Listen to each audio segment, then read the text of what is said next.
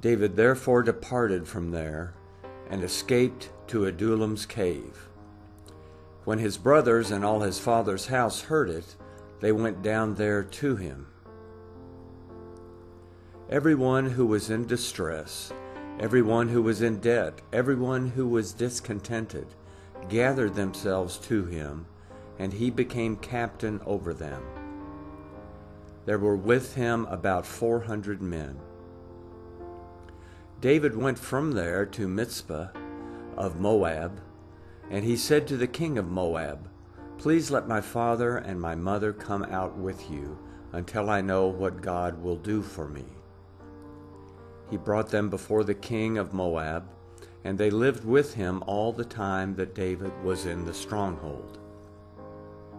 The prophet Gad said to David, "Don't stay in the stronghold, depart, and go into the land of Judah."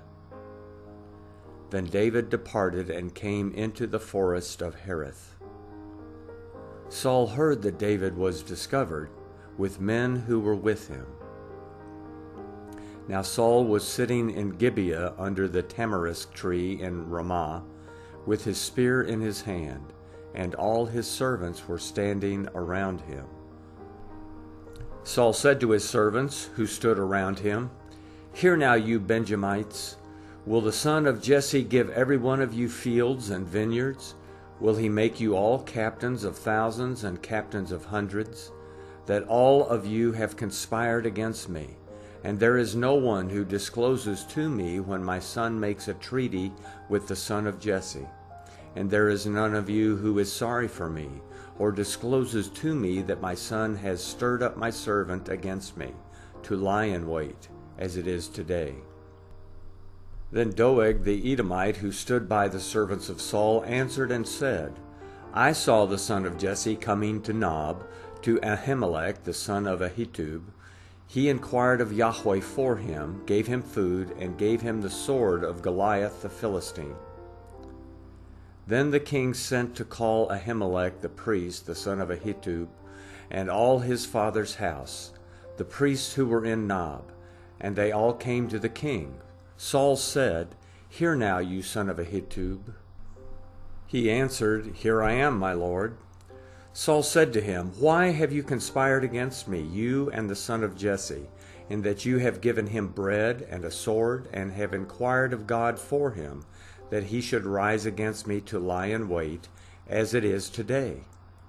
Then Ahimelech answered the king and said, "Who among all your servants is so faithful as David? Who is the king's son-in-law, captain of your bodyguard, and honored in your house? Have I today begun to inquire of God for him? Be it far from me. Don't let the king impute anything to his servant, nor to all the house of my father. For your servant knows nothing of all this, less or more." The king said, "You shall surely die, Ahimelech, you and all your father's house." The king said to the guard who stood about him, "Turn and kill the priests of Yahweh, because their hand also is with David, and because they knew that he fled and didn't disclose it to me." But the servants of the king wouldn't put out their hand to fall on the priests of Yahweh. The king said to Doeg, "Turn and attack the priests." Doeg the Edomite turned and he attacked the priests, and he killed on that day 85 people who wore a linen ephod. He struck Nob, the city of the priests, with the edge of the sword, both men and women, children and nursing babies, and cattle and donkeys and sheep, with the edge of the sword.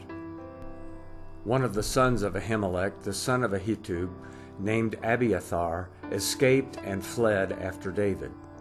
Abiathar told David that Saul had slain Yahweh's priests.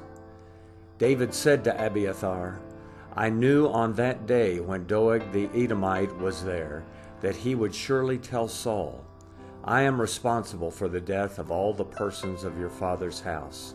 Stay with me, don't be afraid, for he who seeks my life seeks your life, for you will be safe with me.'"